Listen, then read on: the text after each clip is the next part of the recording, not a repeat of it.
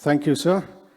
Ms. Harmeen Mehta is the Global Chief Information Officer and Head of Digital of Bharti Airtel Limited, and as such is responsible for all of IT and engineering across India, South Asia, and 14 countries in Africa. Ms. Harmeen is the recipient of the prestigious 2018 MIT Sloan CIO Leadership Award, and she's also been recognized by Economic Times as top 10 women in the telecom and the tech industry across the globe. Ladies and gentlemen, I now invite Ms. Harmeen Mehta to deliver the keynote address. Can I have a clicker or something for my slide?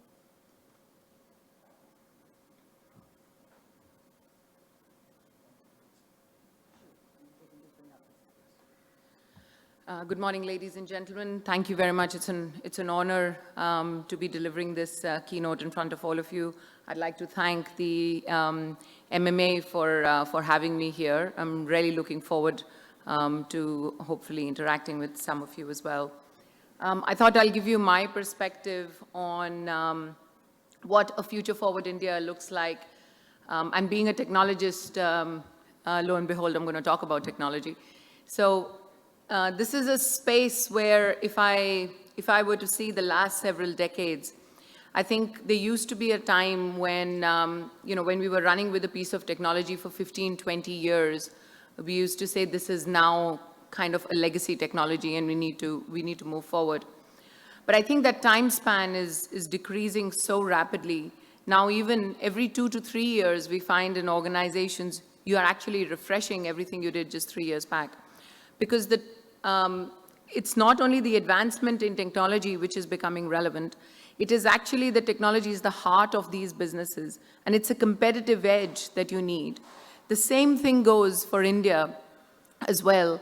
In such a fast evolving world, the onus is actually on each and every person here, as much as our friends and colleagues outside this room, to really take India and put it on the map, on the global map.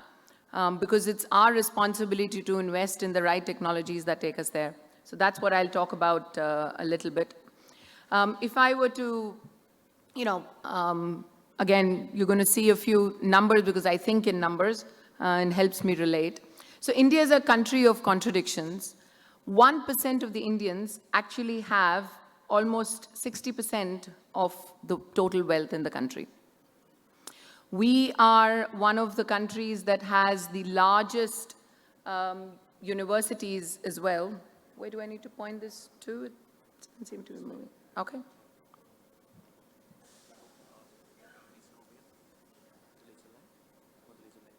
No, I just want to move forward. No, I just want to move forward. It's not moving.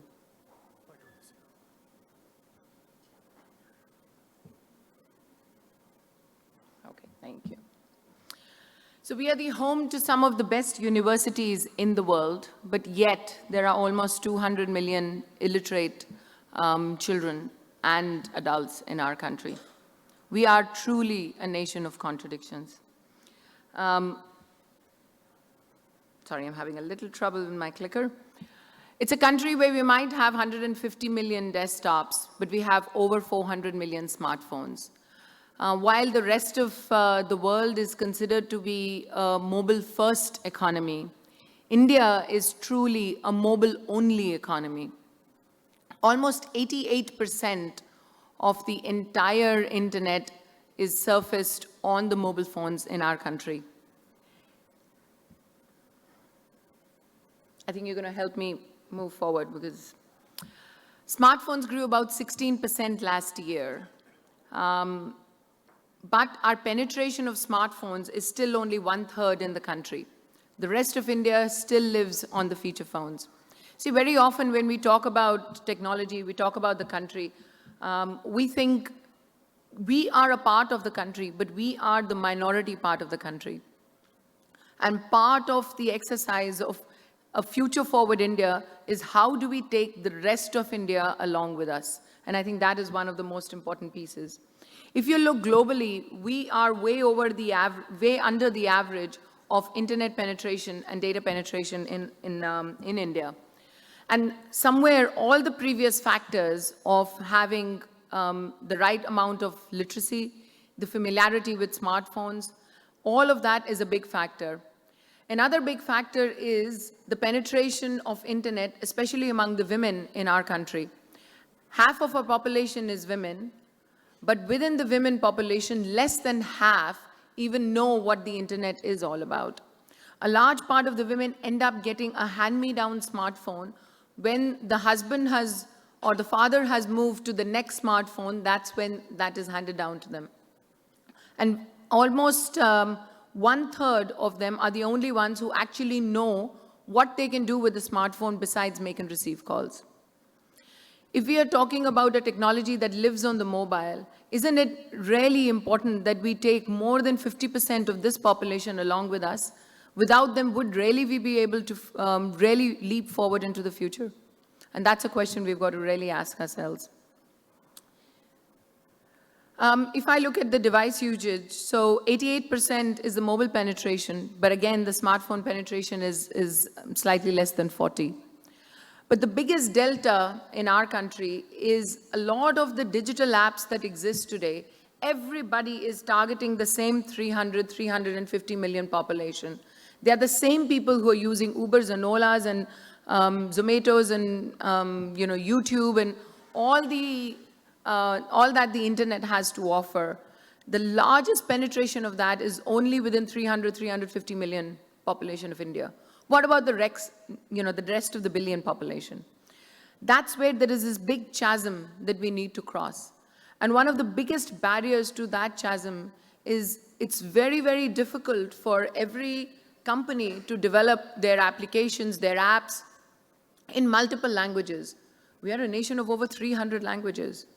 Even if we take the top 20 languages in the country, through our IVR, we offer almost 26 different languages.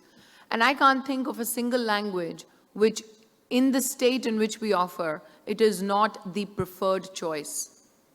But that is India.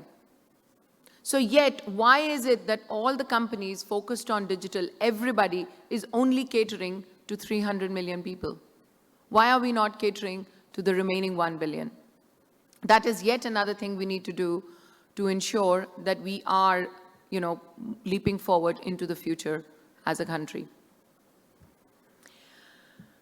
The few technologies that will really help us get there, I think a lot of big data and AI, and part of AI is the natural language processing power of AI, which allows us to get the power of Vernac into a lot of our apps, and through that get that penetration and cross that chasm.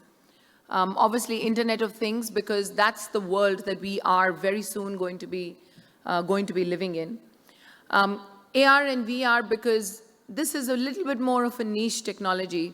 But again, the way we talked about the divide between, the literate and the very English savvy and the rest of India, we talked about the divide between the men and women in India.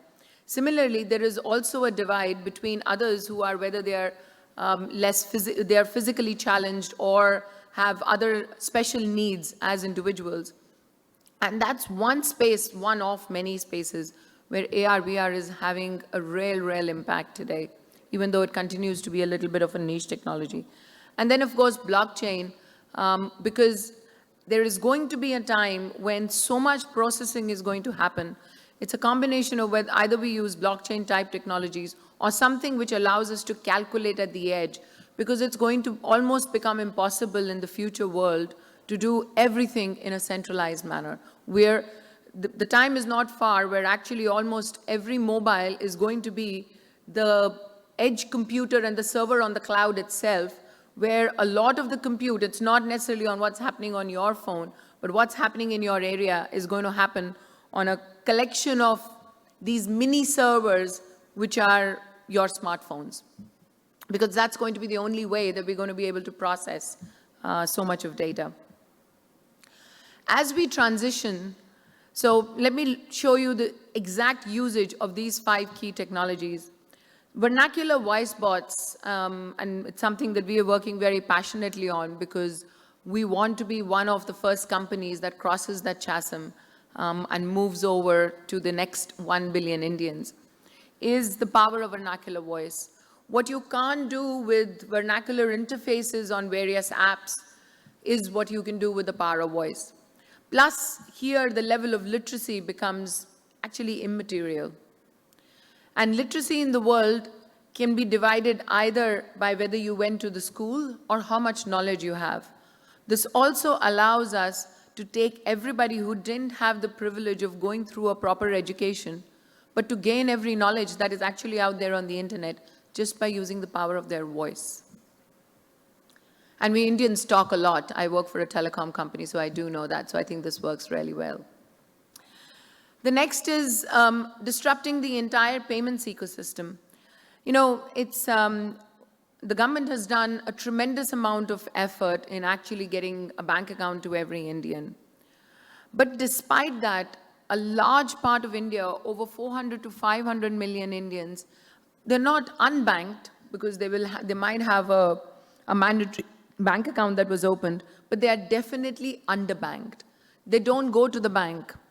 One of the biggest barriers, and we did a lot of research on this about 2.5 years ago, when the RBI awarded the licenses for Payments Bank to 10, 11 institutions around the country. And we went to, hundreds of villages, spoke to a lot of these people who were either unbanked or underbanked. And one of the biggest reasons that came out was a lot of the people who work on daily labor. They have to work their 8 to 10 hours a day in order to make the money for that day. Every time they have to go to the bank, that's one day that there is no money that's going to reach their home. That was the single largest reason why a lot of these guys did not prefer to even go to a bank. The second was actually amongst the women, where they felt that they weren't as financially savvy, weren't as savvy as, and we're talking about, the mass strata of India, not the niche educated that sit in this room. But a lot of the women felt that they were not as savvy, and when they went to the bank, they felt a little less about themselves because every time they were made to believe that they didn't know either what the process was or what needed to be done. And it's that sense of humiliation that actually prevented them from ever going to the bank. And that's when we think that one of the best initiatives that the government has done is allowing for these payments bank. Because what it has allowed us to do is turn every single corner shop into a bank. Just anecdotally and just giving you some facts as well, Airtel has about 1.5 million retail outlets where, any of you can walk in and do a recharge. Each one of those is now a bank. You can go open a bank account, deposit in cash, take out cash. You can also go and remit money anywhere in the country to your near and dear ones, anywhere outside the country as well. But that is the kind of disruptive power of thinking and the disruptive power of technology that is needed. And one of the unique things, the reason I gave you this stat is, the day we launched the Payments Bank, which was exactly 2 years ago, on day one, we had more outlets than the entire ATMs, entire banks that existed before put together in the country. All the banking institutions, all the ATMs amount to about 225,000. And like I said, we have almost 1 million banking outlets out there.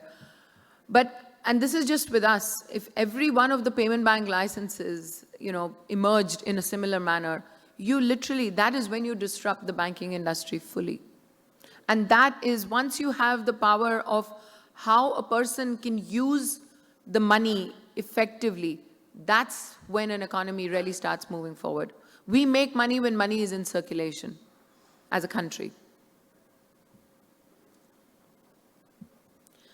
Similarly, if we were to look, we're an agricultural country as well.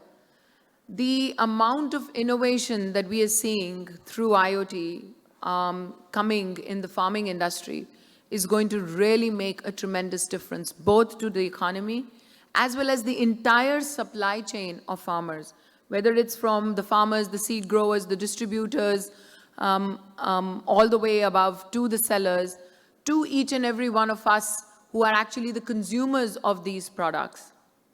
The entire supply chain and the entire life cycle is getting fully influenced by IoT. It's one of the most fundamental things in technology that will allow us to do that.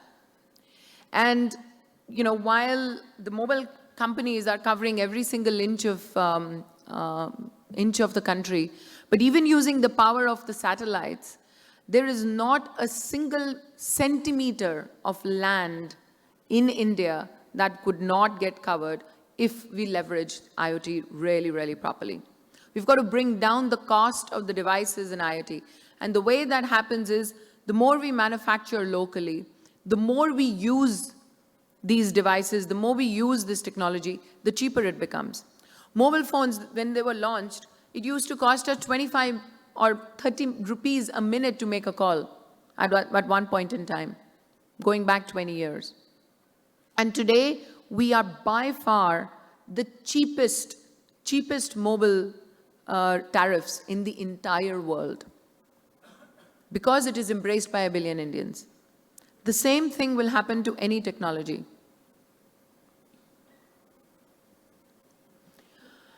There are already some implementations starting in the medical industry for using blockchain, which allows that at any access point you would have access to the medical records of, of the patients.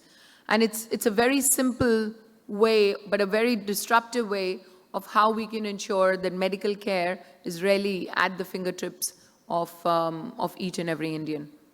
Similarly, if we were to look at,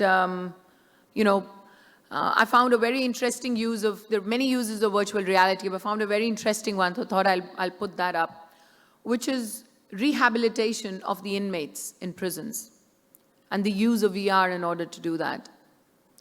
Especially if you have been in prison for a slightly elongated period of time. The psychologists actually did a full study that a large part of the behavior of the human when he goes out in the real world is more influenced because of his own intimidation of what is going to happen when he or she actually steps out in the real world. And it allows us to simulate some of those and bring them to reality. There's another one, which is really designing products for the disabled.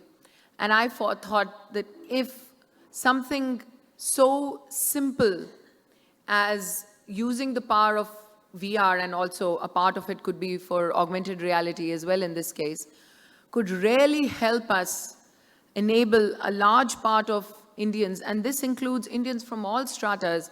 You know, a lot of our war heroes come back with a challenge. And how much do we do as a society for somebody who's put their life on the line for the country to, again, allow them to rehabilitate very quickly? Very simple uses, but very, very effective uses of technology.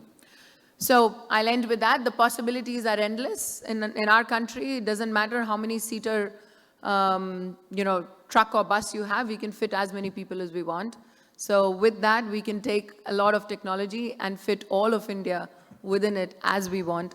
But it all starts right here, right now, with each and every one of us. Thank you very much.